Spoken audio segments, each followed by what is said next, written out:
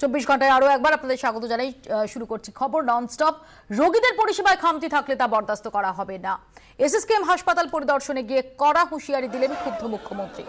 রাতভর শহরের super speciality হাসপাতালে গোলমালের খবর পেয়ে আজ সকালেই হাসপাতালে যান মমতা বন্দ্যোপাধ্যায়, কিন্তু সেই সময় এসএসকেএম এর সুপার এবং ডিরেক্টর স্বাস্থ্য ভবনে ছিলেন।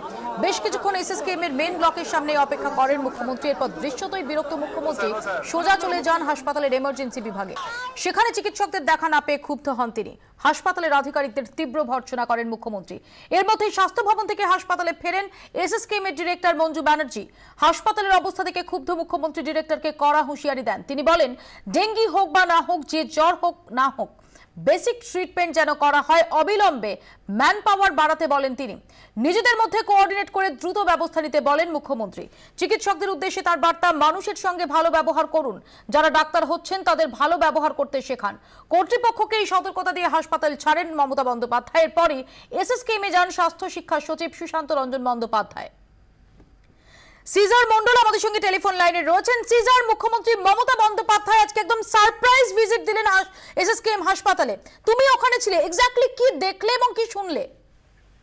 দেখো, এসএসকেএম কর্তৃপক্ষের কাছেও কিন্তু কোনো আগাম খবর ছিল না যে মুখ্যমন্ত্রী আসতে পারেন, এবং সেই কারণে যে সময় ডিরেক্টর এবং এমএসডিপি তারা দুজনেই স্বাস্থ্য ভবনের উদ্দেশ্যে রওনা হয়েছিলেন, তখন 12:30 নাগাদ হঠাৎ করেই কিন্তু মুখ্যমন্ত্রী এসে উপস্থিত হন। এবং যখন তিনি জানতে পারেন যে কোনো শীর্ষ কর্তাই হাসপাতালে নেই, হাসপাতাল বা চত্বরে, তখন তিনি এমার্জেন্সির দিকে রওনা দেন এবং এমার্জেন্সিতে তিনি নিজে ঘুরে দেখেন এবং সেখানে দেখেন ডাক্তারদের ঘর ফাঁকা, এবং ওই অব্যবস্থা দেখে তিনি আরো ক্ষিপ্ত হয়ে বেরিয়ে আসেন। এবং সেই সময় অ্যাসিস্ট্যান্ট সুপার পদমর্যাদার কয়েকজন অফিসার তার সঙ্গে দেখা করেন, এবং সেই সময় তিনি রীতিমতো কতটা তিনি ক্ষুব্ধ হয়েছেন সেই ক্ষোভটাও কিন্তু তিনি প্রকাশ করেন। এবং সেই সব তড়িঘড়ি এই খবর পেয়ে ডিরেক্টর মঞ্জু বন্দ্যোপাধ্যায় এবং এমএসডিপি ঘটনাস্থলে এসে উপস্থিত হন।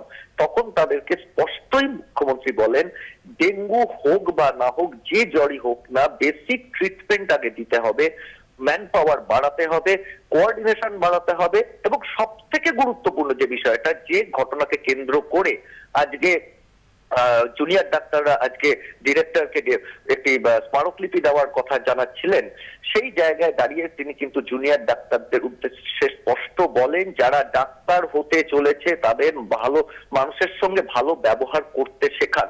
অর্থাৎ জুনিয়র ডাক্তাররা যে অভিযোগগুলো আনছেন তার থেকে যে আদৌ আমল নেননি মুখ্যমন্ত্রী, সেটা কিন্তু তার কথাতেই স্পষ্ট।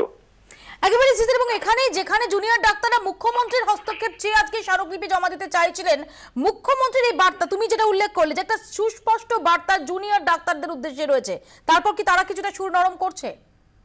দেখো, আগের থেকে অবশ্যই তাদের সুর নরম হয়েছে। এই মুহূর্তে স্বাস্থ্য শিক্ষা সচিব সুশান্ত রঞ্জন বন্দ্যোপাধ্যায় ডিরেক্টরের ঘরে রয়েছেন। সেখানে এই ছাত্ররা তাদের যা দাবি দেওয়া বা তাদের বক্তব্য জানাতে তারা গেছেন, এখনো সেই বৈঠক চলছে।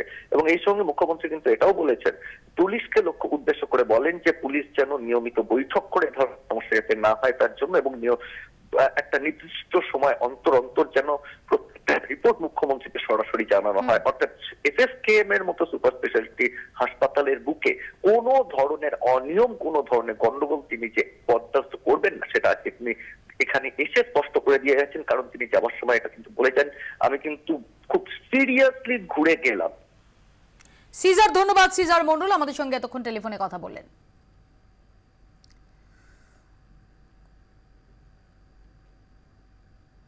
এর আগে সকাল থেকে আমরা যে খবর আপনাদের সামনে তুলে ধরছিলাম, রোগী মৃত্যুর ঘটনাকে কেন্দ্র করে ধুমধুমার এসএসকেএম হাসপাতালে রাতভর রোগীর পরিবার এবং জুনিয়র ডাক্তারদের মধ্যে ঝামেলা চলে। পরে পুলিশ হাসপাতালে গিয়ে পরিস্থিতি নিয়ন্ত্রণে আসে। গতকাল অশোক রাম নামে এক যুবকের মৃত্যু হয় হাসপাতালে। চিকিৎসায় গাফিলতির অভিযোগ তুলে রোগীর পরিবারের লোকজন চড়াও হন জুনিয়র চিকিৎসকদের ওপর। বচসা থেকে হাতাহাতিতে জড়িয়ে পড়ে দুপক্ষ। মুহূর্তে উত্তেজনা ছড়িয়ে পড়ে হাসপাতালে। রোগীর আত্মীয়দের অভিযোগ, তাদের 3 জনকে জুনিয়র ডাক্তাররা হাসপাতালে আটকে রেখে মারধর করে। জুনিয়র ডাক্তারদের পাল্টা অভিযোগ, রোগীর আত্মীয়রা তাদের বেধড়ক মারধর করে। নিরাপত্তার দাবিতে মুখ্যমন্ত্রীর হস্তক্ষেপ দাবি করেছিলেন জুনিয়র ডাক্তাররা। হাসপাতালের সুপারের অভিযোগের ভিত্তিতে 3 জনকে গ্রেফতার করেছে পুলিশ। তাদের বিরুদ্ধে মারধর এবং সরকারি সম্পত্তি নষ্ট করার অভিযোগ আনা হয়েছে।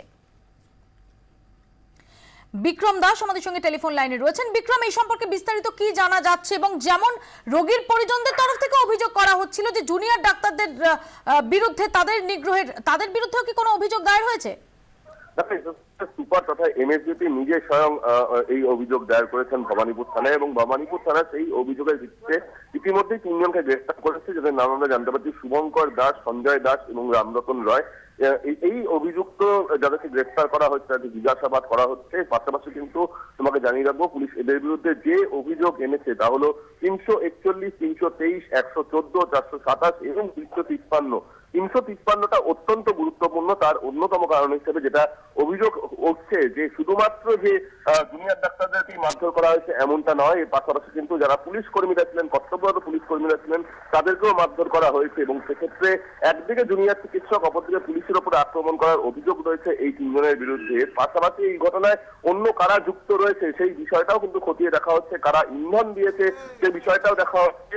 এবং তার সঙ্গে সঙ্গে যেহেতু এই অভিযুক্ত বা যে রোগীর পরিবার, যে রোগী মারা গেছে তার পরিবারের তরফ থেকেও দাবি করা হচ্ছে বা অভিযোগ করা হচ্ছে এদের মধ্যে 3 জনকে কিন্তু আটকে রাখা হয়েছিল, জুনিয়র চিকিৎসকরা তারা আটকে রেখেছিলেন ঘরের মধ্যে। সেক্ষেত্রে কোনটা সত্যি কে মিথ্যে বলছে গোটা বিষয়টা কিন্তু এই মুহূর্তে পুলিশ যাচাই করে দেখছে। বিক্রম, ধন্যবাদ। বিক্রম দাস আমাদের সঙ্গে এতক্ষণ টেলিফোনে কথা বললেন। আমরা শুনে নেব প্রত্যক্ষদর্শী যারা, তারা কি বলছেন।